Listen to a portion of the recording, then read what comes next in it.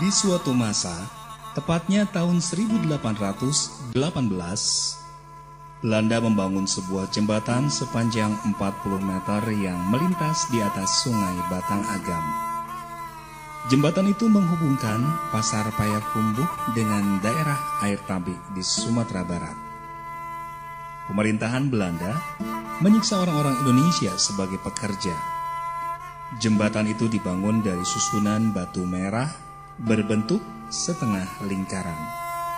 Konon, katanya batu-batu itu direkat dengan kapur yang dicampur semen tanpa menggunakan besi. Kemudian jembatan itu menjadi saksi sejarah perjuangan anak bangsa.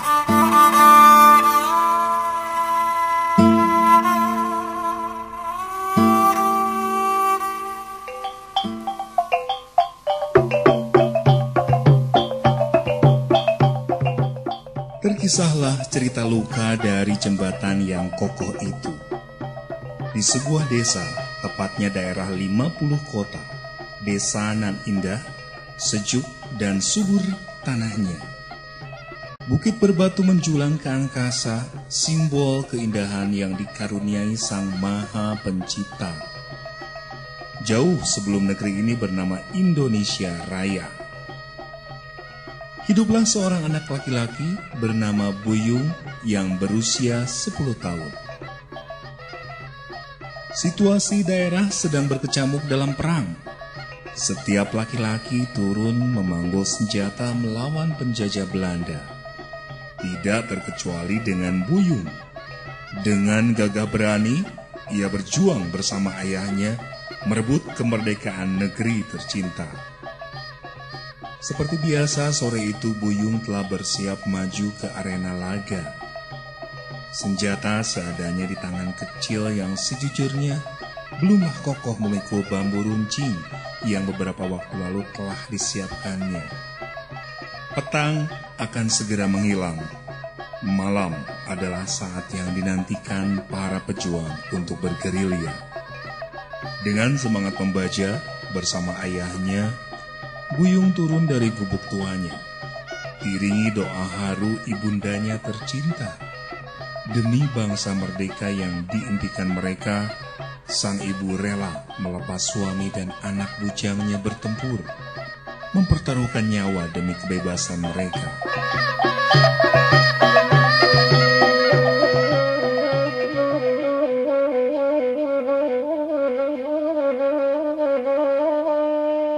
Pergilah Buyung, jaga dirimu baik-baik, berkatalah si ibu sambil mengusap rambut putranya.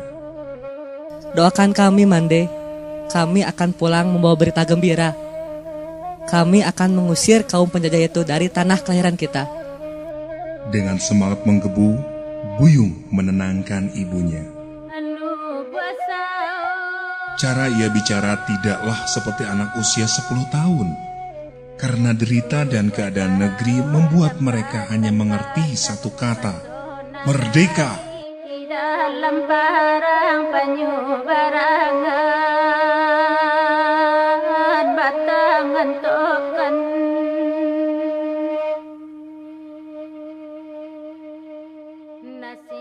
Pergilah Buyung, Mande akan selalu berdoa untukmu nak, dan untuk semua pejuang kita yang gagah berani itu. Mereka penjajah kejam. Dengan serakah telah merampas semua yang kita miliki. Maka harga diri dan kehormatan kita tidak boleh mereka injak-injak semaunya. Kita akan mendapatkan kembali tanah dan hak kita, sehingga kita akan hidup bebas merdeka. Kita tidak perlu lagi membayar upeti kepada mereka dari hasil bumi negeri kita. Demi bangsa ini, demi leluhur kita yang telah mendirikan daerah ini, kelupaskan kalian orang-orang yang paling kucintai. Kalian hartaku paling berharga, maka berjuanglah dengan sepenuh tenaga. Doa-doa Mande dan anak-anak perempuan yang kalian tinggalkan akan selalu kami senandungkan untuk keberhasilan kalian. Luruh sudah air mata ibu Buyung bicara. Tetaplah waspada, duhai Dinda. Mata-mata kompeni ada di setiap sudut desa. Berhati-hatilah, jangan pergi meninggalkan rumah selama kami tak ada. Percayalah, kami akan kembali dengan kemenangan di tangan kita. Sambil mengepalkan tangan dan mata berbinar, penuh harapan, ayah Buyung menitip kata untuk istrinya. 2 potong ubi rebus dibungkus daun pisang diselipkan ibunda Buyung sebagai bekal suami dan anaknya dalam perjalanan. Ayah Buyung meneguk air putih dari gelas plastik yang sudah berkarat. Sisanya diikat dengan tutup plastik di atasnya. Kemudian memasukkannya ke dalam ransel kecil yang lusuh yang didapatkannya dari kawan sesama pejuang. Keluarga kecil itu bertiga saling berpelukan dengan rasa yang sudah tentu sangat mengharukan.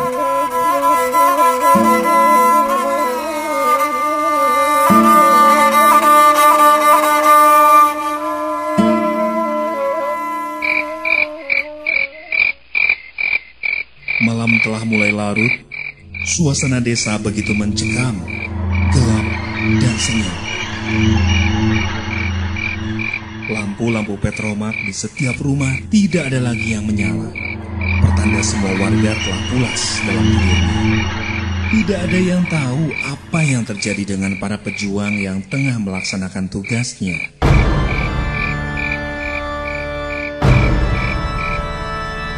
Tusukan udara dingin menembus sampai ke tulang sumsum. Buyung merangkak dan merayap, mencari sasaran bersama pejuang lainnya. Tiba-tiba sesuatu terjadi.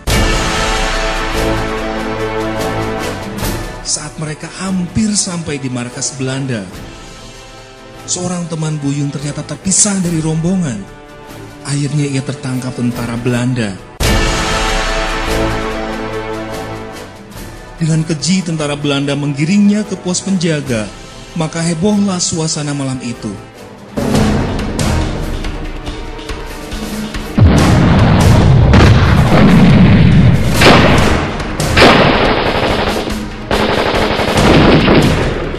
Tembakan demi tembakan bertubi-tubi dilepaskan oleh tentara Belanda karena mereka yakin ada penyusup dan musuh yang sedang mengintai mereka. Sempat juga rombongan Buyung dan ayahnya melawan mereka dengan melemparkan anak-anak panah yang mereka bawa. Terdengar repekik dan erangan beberapa orang tentara Belanda yang terkena sasaran busur panah. Dengan mata menyala menembus gelap, para pejuang mencari mangsa.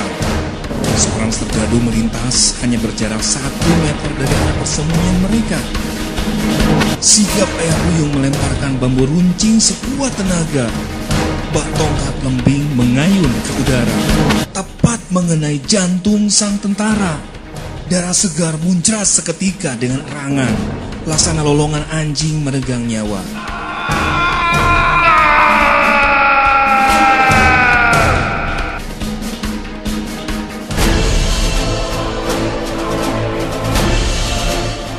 Malam semakin gaduh, membabi buta Belanda memuntahkan peluru ke arah Buyung dan kawan-kawannya. Tidak butuh waktu lama, akhirnya Buyung dan rombongannya ikut tertangkap sebelum mampu melawan dan membunuh lawan lebih banyak lagi. Mereka menjadi tawanan perang. Sambil menunggu pagi datang, puaslah tentara Belanda menyiksa mereka dengan sangat kejam.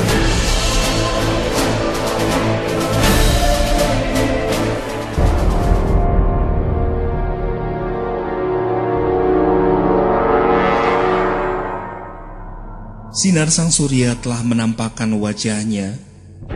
Tawanan perang digiring menuju jembatan di Sungai Batang Agam. Mereka disuruh berbaris dan bersiap menerima eksekusi untuk hukuman mati nan keji. Tentara Belanda menembaki mereka satu persatu. Dentuman peluru memecah seisi desa. Wanita-wanita berhamburan ketakutan. Kemudian pekik tangis terdengar dari jembatan. Dengan berduyun-duyun mereka berlarian menuju jembatan, ingin tahu siapakah yang tertembak pagi itu. Darah mengucur dari tubuh Buyung, ayahnya dan para pejuang lainnya. Teriakan Allahu Akbar masih sempat didengar Ibunda Buyung sebelum tubuhnya tercampak ke dalam sungai. Derasnya air sungai menghanyutkan tubuh kecilnya.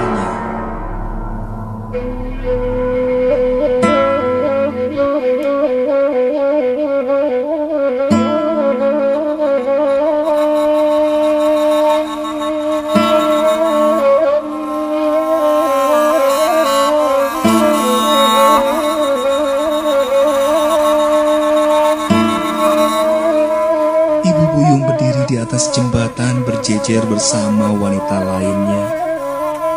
Berlinangan air mata mereka meratapi nasib suami dan anak-anaknya yang terkapar hanyut menjadi mayat. Darah masih tersisa di pinggir jembatan. Ratapan mereka mengiringi mayat pejuang bangsa yang dibawa arus sungai Batang Agam entah kemana.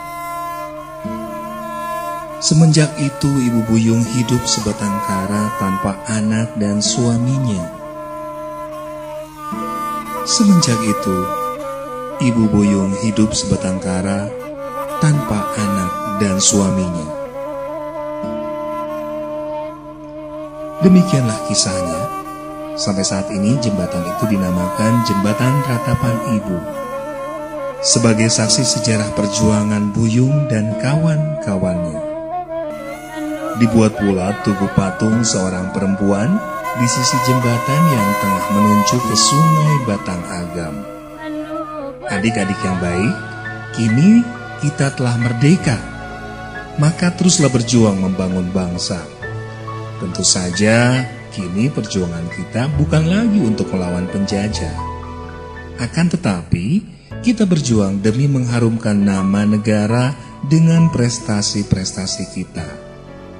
Ingatlah selalu, jangan pernah membuat Ibu Pertiwi meratap karena ulah kita yang tercela.